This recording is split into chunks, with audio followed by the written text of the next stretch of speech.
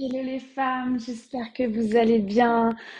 Quelle est l'énergie ce matin pour toi quand tu commences ce live? En plus, c'est tout un sujet aujourd'hui. On est avec ta femme sauvage. Ta femme sauvage, c'est celle qui a ce feu à l'intérieur d'elle et qui ne peut plus l'étouffer et qui le laisse s'exprimer. Ah, j'espère, ouais, ça a l'air de fonctionner. Il y a quand même eu un petit bug technique. On va voir. J'espère que ça va parce que c'est comme très orageux chez nous. Donc, écoute, déjà, j'ai envie de te dire bienvenue, bienvenue. On est vendredi, on est déjà le jour numéro 5. À la fin de ce live, je te partage une surprise énorme qui est montée. Mais avant ça, je veux pouvoir partager avec toi au sujet de la femme sauvage. Alors en fait, tu vois, le parcours avec la femme sauvage, pour moi, il y a eu une dualité énorme.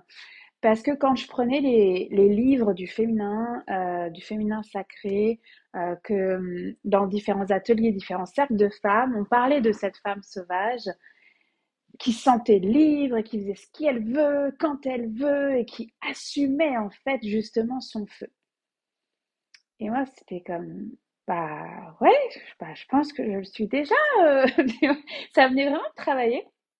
Jusqu'au jour, en fait, où j'ai regardé, couche après couche, où est-ce que je ne suis pas cette femme sauvage qui se sent complètement libre? Et la réponse, elle est très intime, elle a été dans mon intimité.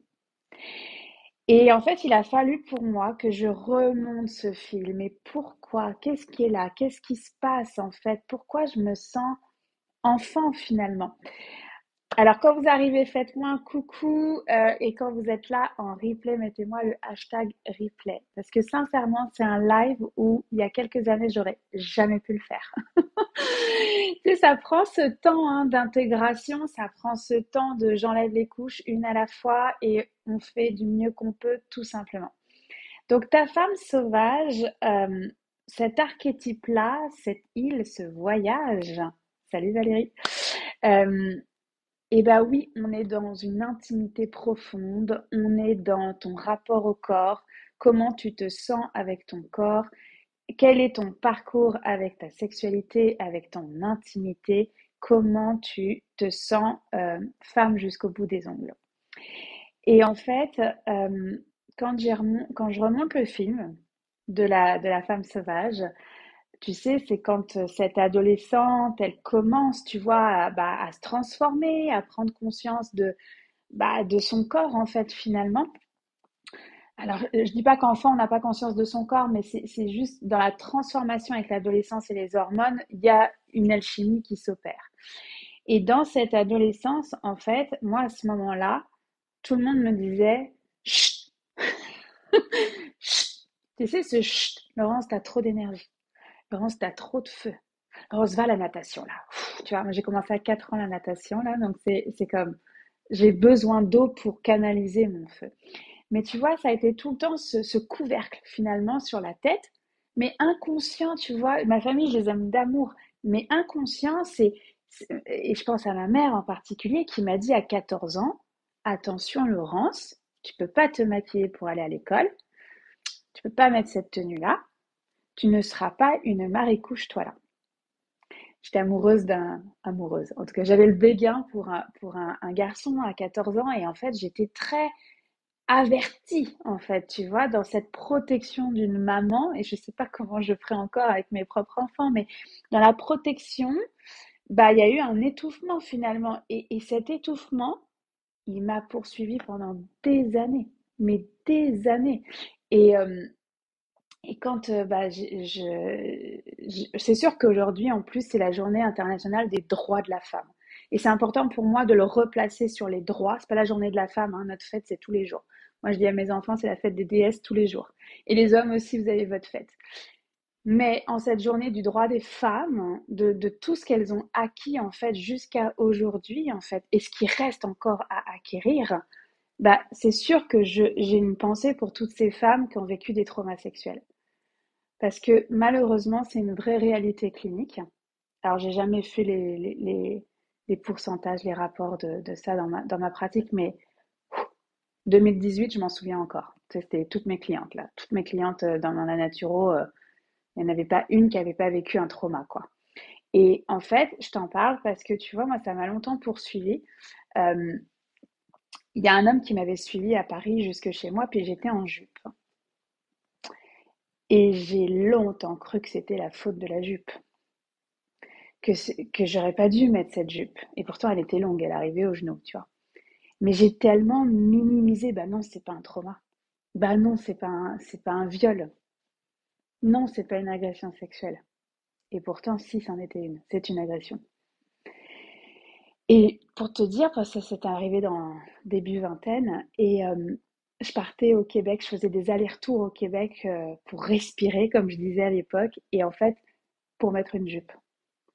Et en fait, c'est fou parce que ça m'a pris du temps à comprendre que ce n'était pas l'environnement, c'est pas le pays, et parce que chaque pays a son lot, hein, le Québec n'est pas plus n'est pas mieux, l'herbe n'est pas plus verte ailleurs, en fait, c'est ça que je veux dire. Mais en même temps, bah, moi, c'est ce que je ressentais, c'est que là-bas, j'avais le droit d'être qui je suis, en fait, j'avais le droit de porter des jupes. Ça, c'était ma croyance, en fait, tu vois, que je m'étais montée à l'intérieur de moi. Et donc, je partais tous les 6 mois, parce qu'à l'époque, la conscience écologique n'était pas la même, et les prix des billets d'avion n'étaient pas les mêmes non plus. Mais bref, je partais tous les 6 mois respirer, mettre une jupe de l'autre côté de la planète en me disant que j'avais le droit d'être cette femme. Alors, tu vois, c'est tout ce fil rouge finalement où, bah oui, évidemment, j'ai cheminé en fait avec ma femme sauvage. J'ai vécu mes années au Québec dans cette libération de ma femme sauvage et de ma féminité avec un grand F. Et j'ai envie de te dire que le chemin, il a continué. Et alors, pas à peu près, quand je suis revenue en France, évidemment, tout ce que j'avais mis de côté est revenu, en fait, tout ce que j'avais mis en dessous du tapis, toute cette poussière, tu vois, j'avais même pas pensé à ce traumatisme-là, à cet homme qui m'avait suivi, etc. C'est dans les 2 dernières années que j'ai mis de la conscience là-dessus. J'ai mis de la conscience aussi sur un trauma enfant. Mais en fait, c'est pour te dire à quel point,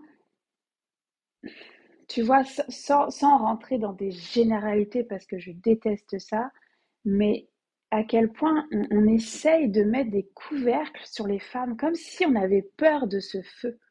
Comme si, bah, si on était libre jusque dans notre intimité à exprimer notre feu, on était dangereuse. Et tu vois, c'est tellement aujourd'hui. Je me suis longtemps interdite de parler de ça, en fait, sur les réseaux, dans ma communication. Parce que tu comprends, je ne suis pas féministe. C'était ma croyance. Je ne suis pas féministe. J'ai des amis qui sont féministes, mais qui sont incroyables, en fait, dans leur combat et dans leur façon de mener le combat. Et en fait, ben oui, je suis féministe, mais je serai jamais assez féministe pour le droit des femmes. Jamais. On a encore tellement de choses à acquérir. Et j'ai mis aussi de la paix en disant, bah oui, je suis féministe, et oui, j'aime les hommes. Tous les hommes ne sont pas dans le même panier, en fait. Et ça a été un travail de guérison. Et en fait, tu vois, dans cette libération de la femme sauvage, la libération de ce feu, ça a été d'accepter que mon feu, il n'allait pas détruire, il n'allait pas me détruire, il n'allait pas détruire ma relation de couple, au contraire, il n'allait pas détruire mes relations, au pluriel en fait, et il allait au contraire me permettre de me sentir cette femme sauvage, cette femme libre, cette femme audacieuse, enfin cette femme avec son feu en fait. Alors tu vois, sous les étiquettes, bah oui, Laurence, elle est bélier. Laurence, elle a plein d'énergie. Laurence, elle a plein de projets. Ouais, mais par rapport à qui et par rapport à quoi en fait? Ça veut rien dire. Ça veut absolument rien dire. Il y a des gens qui sont 15 fois plus énergiques que moi, en fait. Et oui, bah, on a chacun notre rythme, en fait. Puis moi, souvent, je vais avoir un feu, et après, je vais avoir un besoin de retrait, un besoin de calme, un besoin de solitude. Mes amis le savent. Je fonctionne comme ça, en fait.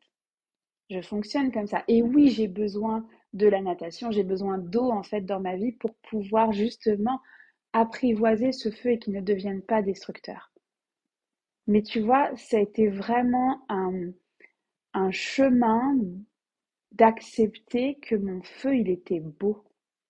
Que cette énergie vitale et cette énergie sexuelle, elle est belle. elle est belle en fait. C'est pas mal, c'est pas tabou, c'est pas honteux. Et en fait, après, peut-être que toi, dans ta famille, c'était différent, peut-être que tu as été éduqué différemment sur la sexualité. Moi, je te partage mon parcours avec la femme sauvage. Mais pour justement que toi, tu puisses aller voir aujourd'hui comment tu la vis, cette intimité. Comment tu te sens libre aussi dans ton intimité, pas juste avec une conversation avec d'autres femmes sur ce chemin, pas juste, comment dire, avec une amie, tu vois, autour d'un café. Enfin, non. Tu sais, c'est tout ce qui se voit pas là. Tout ce qu'on voit pas, ce qui se vit de l'intérieur, en fait. Et oui, j'ai accompagné ouais, des centaines de femmes à libérer leurs femmes sauvages. Parce qu'en fait, pour même te dire, moi qui travaillais en fertilité beaucoup, beaucoup, j'osais pas poser la question aux femmes. Et au fait, la sexualité, comment ça va, quoi? J'osais même pas poser cette question alors que j'ai pas inventé la rencontre d'un ovocyte et d'un spermatozoïde, en fait. Donc tu vois le chemin que moi, ça m'a demandé déjà par rapport à moi, puis après ça, par rapport à mes clientes, et d'être aujourd'hui en live avec toi en 2024 et de t'en parler. Et tu vois, je tremble pas, tu sais, je me regardais aller comment je me préparais avant le live. C'était comme, ok, go, on y va en fait. Et bah oui, il y en a eu du chemin en fait. Et bien sûr qu'il y en a eu du chemin. Et en fait, tu vois, je pense à toutes ces femmes que j'ai vues avec des diagnostics. Tu vois, je pense à la vestibulite, je pense au lichen scléreux, je pense aux cystites à répétition, aux vaginites à répétition. Et en fait, ça a toujours été bah oui, un accompagnement génial parce qu'il y avait à la fois, oui, le corps physique qui est en train de manifester une émotion cristallisée, ça c'est ma profonde conviction, et des fois c'était des traumatismes refoulés en fait, où les femmes n'en avaient jamais parlé, ou elles en avaient déjà parlé, mais il y avait besoin en fait d'amener encore de l'amour et de la paix sur cet événement-là. Tu sais, je penserai toujours à cette femme qui ne pouvait même pas s'asseoir dans mon bureau, tellement la vestibulite, elle était euh, énorme. Elle pouvait pas s'asseoir. Elle était debout. Elle a fait 1 heure et demie de consultation à essayer de s'asseoir, à se remettre debout, à s'asseoir. Tu sais, vraiment de pas être confortable en fait avec sa vulve parce qu'il y avait un problème physique. Il y avait un problème physiologique. Mais il y avait aussi un problème émotionnel et un problème émotionnel. Donc, et en fait, ce qui est incroyable dans cette histoire de cette femme-là, c'est que, bah, évidemment que, enfin, évidemment, évidemment, oui, évidemment, que les huiles essentielles en particulier, puis les plantes médicinales l'ont aidée et que 3 semaines plus tard, je recevais un message incroyable où elle pouvait de nouveau être assise, aller au bureau. Et 2 mois plus tard, je recevais un message de nouveau de remerciement de dire qu'elle pouvait de nouveau avoir des rapports sexuels. Et en fait, c'est toute cette reconnexion au plaisir, avec un grand P. Est-ce qu'on a du plaisir dans nos vies, en fait? Oui, dans notre intimité, notre vie sexuelle, ça fait partie de la vie, en fait. Mais est-ce qu'on a du plaisir dans tout et n'importe quoi, en fait? Est-ce qu'on fait les choses par plaisir? Est-ce qu'on fait ce métier parce qu'on adore ça, en fait? Parce qu'on a du plaisir? Moi, je peux te dire, aujourd'hui, ma vie professionnelle, ça l'est devenu, en fait. Et j'étais dans un 9 à 5 et j'étais dans des bureaux et c'était pas approprié à mon feu, en fait. Peut-être que pour toi, c'est extraordinaire, puis ça fait tellement de sens, en fait, parce que tu as une mission au sein de cette entreprise. Tu sais, on n'est pas tous voués à être entrepreneurs. Mais est-ce que tu as du plaisir dans ta vie? Dans ta vie personnelle, dans ta vie relationnelle, dans ta vie professionnelle, dans ton intimité? Ou est-ce qu'au contraire, c'est comme, oh, faut que je me lève ce matin, faut que j'aille travailler. Oh, j'ai pas envie de voir celle-là.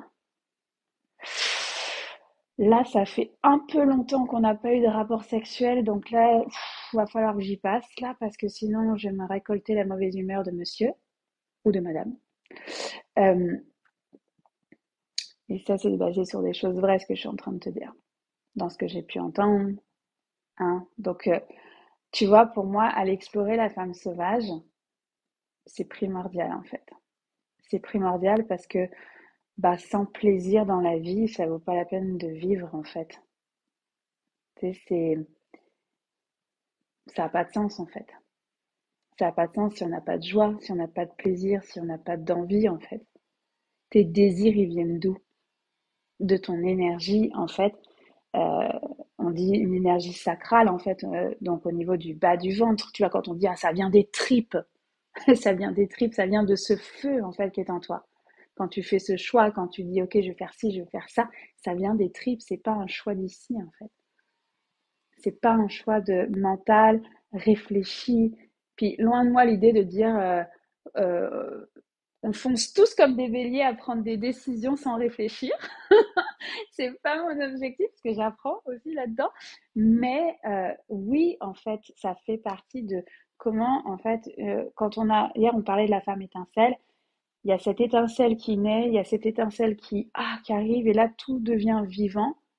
Mais une fois que c'est vivant, déjà, on ne veut plus l'éteindre. Il n'y a plus personne qui peut l'éteindre, même pas son conjoint ou sa conjointe, même pas son ami, même pas son boss, sa boss. Personne ne peut l'éteindre, personne ne peut mettre un couvercle.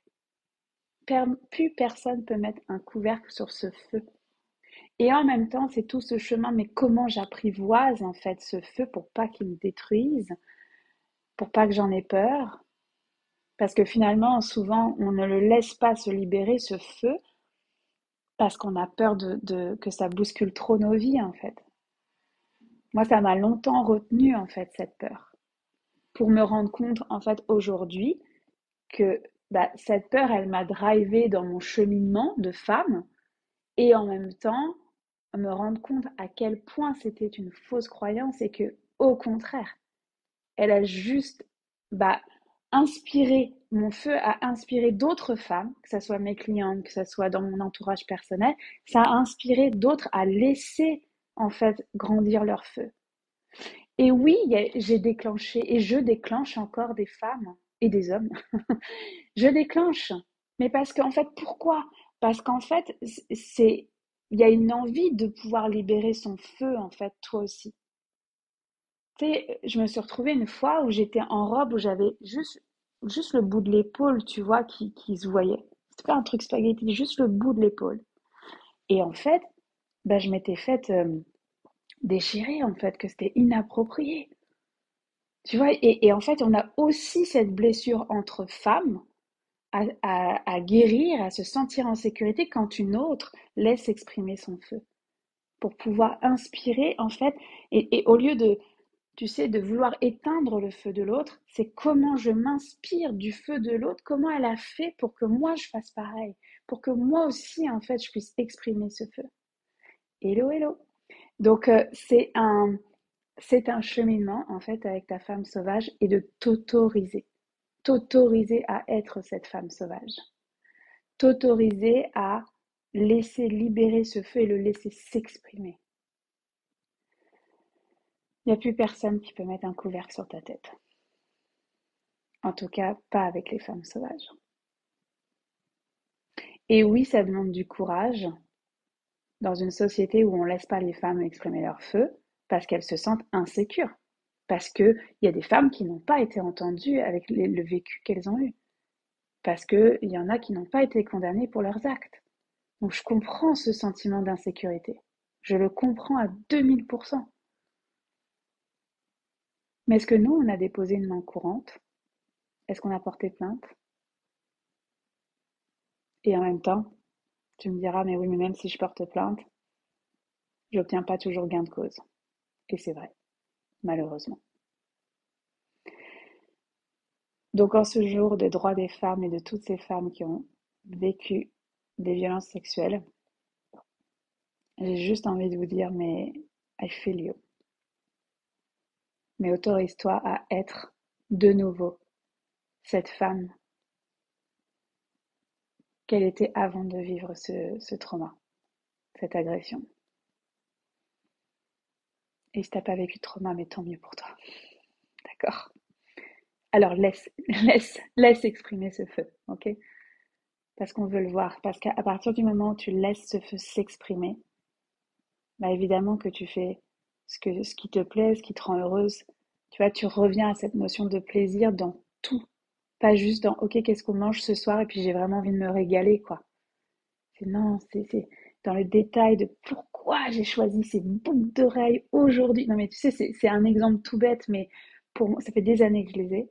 Et en fait, bon, moi, je suis une fan de boucles d'oreilles dans la vie, hein.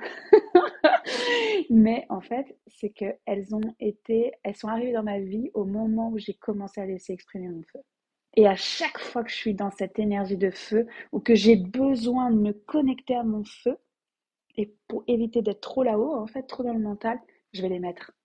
Je vais les mettre pour me sentir dans mon pouvoir, pour me sentir cette femme sauvage.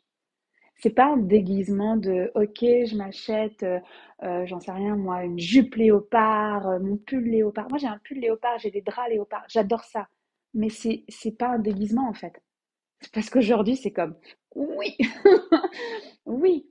Et peut-être que c'est inconfortable pour toi ce que je suis en train de dire là ce matin dans ce live. Et peut-être que toi, tu fais partie comme moi des femmes qui ont jugé toutes ces femmes qui s'habillaient sexy, qui se sentaient belles, qui mettaient des trucs léopards parce que ça leur plaisait en fait. Moi, j'ai tellement jugé. Et aujourd'hui, je suis comme, ah oui.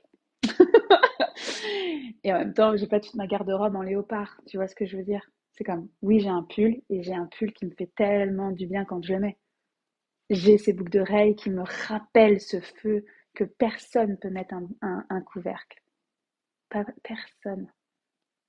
Et ceux qui jugent, c'est ceux qui sont déclenchés. Et souvent, ça nous touche plus quand c'est des proches, hein, sur les anonymes sur les réseaux sociaux, voilà. Mais quand c'est nos proches, ça nous touche plus, évidemment.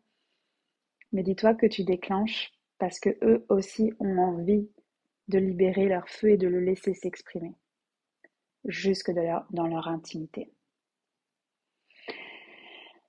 Voilà ce que j'avais envie de te partager dans cette reconnexion au plaisir, dans cette femme sauvage.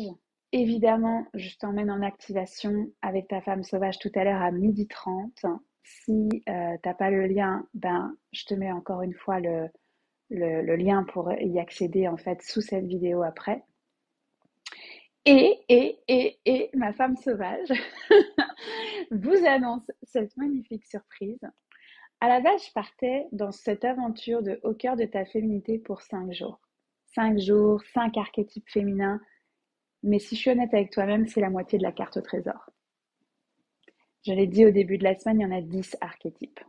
10 que on visite, on revisite pour se sentir justement cette femme libre et audacieuse et de pouvoir réaliser ses rêves. C'est ça l'objectif. Réaliser ses rêves parce qu'on se donne l'autorisation en fait de les vivre. Et donc, j'ai décidé que j'allais faire une deuxième semaine avec toi, que la semaine prochaine, je t'emmène dans les 5 autres archétypes.